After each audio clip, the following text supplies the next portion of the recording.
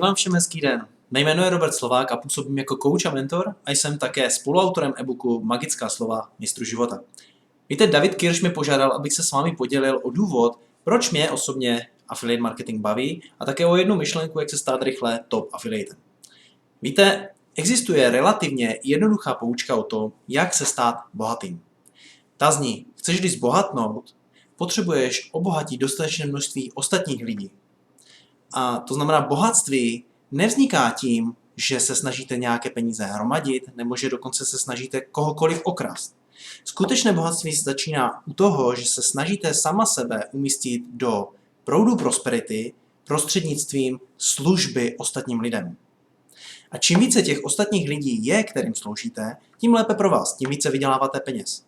A to je něco, čeho můžete relativně snadno dosáhnout pomocí affiliate marketingu, kdy se jednoduše dělíte